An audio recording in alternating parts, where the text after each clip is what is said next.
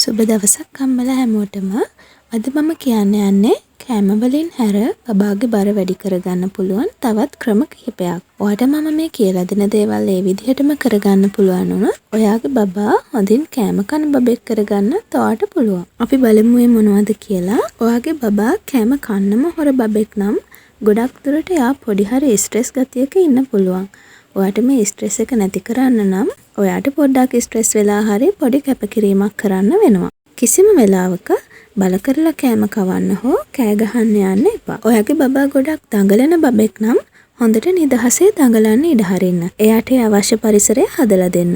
මිදුලේ හරි කමක් නැහැ. එයා ගැන අවධානයෙන් ළඟටම වෙලා ඉඳගෙන එයා කැමති ඕනම දෙයක් කරන්න ඉඩ හරින්න.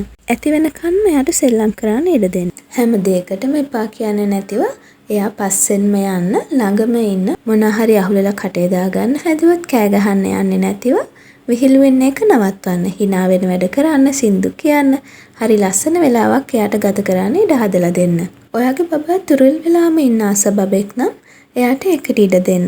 බබාව අම්මගේ හෝ තාත්තගේ ඇඟට තියාගෙන අපි චූටිම කාලේත් බබාලට ස්කින් ටු ස්කින් කන්ටැක්ට් කරගන්නවා වගේ බබා මේකෙන් හරිම සංසුන් වෙනවා.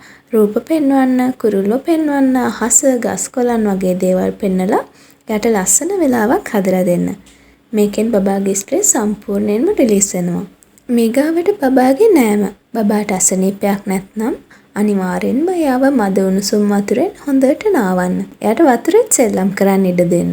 අපිට බබාව උදේ 10ත් 12ත් අතර වගේ පැය භාගයක් විතර නාවන්න පුළුවන් නම් හොඳට දවල් කෑම එක කවා ගන්නත් පුළුවන්. හොඳට සෙල්ලම් කරලා කෝප් එකකින් 150ක් 200ක් විතර හොඳට නාපු බබෙකුට හොඳට බඩගිනි හැදෙනවා. උදේ වරුව වෝකර් එකේම දාලා හෝ ප්ලේ පෙන් එකකම දාලා තියන්න එපා. බබාලා හරිම ආසයි නිදහස භුක්ති විඳින්න. මතක තියාගන්න බබාට නිදහසේ සෙල්ලම් කරන්න ඉඩ දෙන එකෙන් බබාගේ මාංශ පේශි වර්ධනයට ගොඩාක් උදව් වෙනවා. මේකෙන් සෞඛ්‍ය සම්පන්න විදිහට බබාගේ බර හොඳින් වැඩි වෙනවා. ඔයාට මේ දේ හැමදාම එකම විදිහට කරගන්න පුළුවන් වුණොත් එයා මේකට ඉබේම පුරුදු වෙනවා. දැන් බබා නාවලා ආවට පස්සේ හොඳ රස කෑම එකක් දෙන්න. බබා නාවන්න අරන් යන්න ඕනේ කෑම එක හදලා තියලා.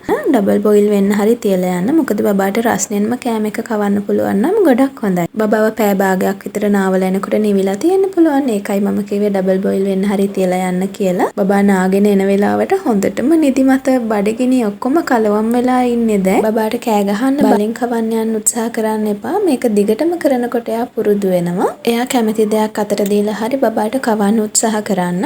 මීගාවට නිින්ද. බබාගේ දවල් නිින්ද හරිම වැදගත් බර වැඩි වෙන්න. බබාට කවලා ඉවර වෙලා බොටල් එකකින් කිරි ටිකකුත් දීලා හොඳට නිදි කරවන්න. මේ නිදියන නිින්ද බබෙක් පැය 2කමාරක් 3ක් විතර නිදිය ගන්නවා. මගදී හැරුණොත් ආයෙ ආව නිදි කරවන්න ෆෑන් එකක් දාලා තියන්න. එයාලා හරිය පහසුවෙන් නිදිය ගන්නවා. එතකොට බැරි වෙලාවත් හරිය ඔයාගේ බබා දවල් නිදිය ගන්න කලින් කෑවේ නැත්නම් අනිවාර්යෙන් මේ නිින්දෙන් පස්සේ එයාට හොඳටම බඩගිනි වෙලා ඉන්නේ. ගොඩක් දුරට ආයෙ අර කලින් කෑවේ නැත්නම් මේ වෙලාවේදී කවන්න පුළුවන්. එයා නිදිය ගන්න කලින් කවන්න උත්සාහ කරලා බැරි වුණොත් විතරක් නිින්දෙන් පස්සේ කවන්න. නැත්නම් නිදිය ගන්න කලින් කවනවා නම් තමයි ගොඩක්ම සුදුසු. ඔයාට වැඩි ප්‍රමාණයකින් බර වැඩි කරගන්න පුළුවන් දවල්ට නිදියන්න කලින් කෑම කවන එකෙන්. මතක තියාගන්න අපි මේ දේවල් එක දවසක් හෝ දෙකක් කරලා නවත්වන්න හොඳ නැහැ. බබා පුරුදු වෙනකම්ම මාසයක් හරි කමන්නේ. අපි ඒ විදිහටම කරන්න ඕනේ. බබා නාන්නේ 12ට නම් මේ වෙලාවට නාවන්න ඕනේ. 12:00ට කනවා නම් මේ වෙලාවට දිගටම කවන්න ඕනේ. බබා උදේම හැරියත් දවල් වෙලා පරක් වෙලා හැරියත් අපි මේ දවල් ඉඳලා කරන රූටින් එක රැ වෙනකම් එක දිගටම කරන්න ඕනේ. බබාට සෙල්ලම් කරන්න හරි නියමිත වෙලාවක් දෙන්න ඕනේ. බබා කවන්න හරි නියමිත වෙලාවක් දෙන්න ඕනේ. බබාව නාවන්න නියමිත වෙලාවක් දෙන්න ඕනේ. ඒ ටික අපි එකම වෙලාවට කරනකොට බබා හොඳට කෑම කන බබෙක් බවටත් පරිවර්තනය වෙනවා. මම ආයෙත් කියනවා බබාට හොඳටම මහන්සි වෙන්න ඉඩ හැරලා හොඳට නිදාගත්තාම ශරීරයේ growth hormone හොඳට වැඩ කරනවා. නිින්ද අඩු බබාලගේ බර වැඩි කරගන්න අමාරුයි. මේ දේවල් කරලා ඔයා ඊගාවට මොනවද කරන්න ඕනේ? දිගටම බර වැඩි වෙන්නේ නැත්නම් ළමා වෛද්‍යවරයෙක් හමු වෙන්න ඕනේ. පණු අමාරුව, ලේ හිඟකමක්, ජීරණ ගැටලුවක් තියෙනවද කියලා පරීක්ෂා කරගන්න ඕනේ. වෛද්‍ය අනුමැතියකින් තොරව කිසිම වෙලාවක විටමින් වර්ග හෝ සිරප් වර්ග දෙන්න යන්න එපා. හොඳින් මතක තියාගන්න ඕන දෙයක් තමයි බබාලා හැමෝගෙම එක වගේ බර වැඩි වෙන්නේ නැහැ. එයාගේ හොඳට දත් එනවා පේනවා, කොණ්ඩේ වැවෙනවා පේනවා, නියපොතු වැවෙනවා. ඒ වගේම තමයි මොළේ ස්නායුත් හොඳින් වැඩෙනවා.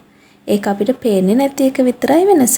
ඔයා ඔයාගේ බබාට අවශ්‍ය කරන පෝෂණය හරි විදිහට දෙනවා නම්, එයත් එක්ක සෙල්ලම් කරලා එයාට දේවල් කියලා දෙනවා නම්, එයත් එක්ක එකතු වෙලා අවශ්‍ය ක්‍රියාකාරකම් වල යෙදෙනවා නම්, එයාට අවශ්‍ය සුවනින්දක් ලබා දෙනවා නම්, ඔයා බර ගැනම හිත වද වෙන එක සම්පූර්ණයෙන්ම නවත්තන්න. බබා හොඳ සතුටින් ලෙඩක් නැතිව ක්‍රියාශීලීව ඉන්නවා නම් ඔයා වෙන දෙයකට බය වෙන්න අවශ්‍ය නැහැ. ඉතින් ඔයාට මේ වීඩියෝ එක වැදගත් වුණා නම් ලයික් එකක් දාන්න, අනිත් අම්මලාටත් බලන්න ෂෙයා කරන්න, channel එක subscribe කරන්න අමතක කරන්න එපා.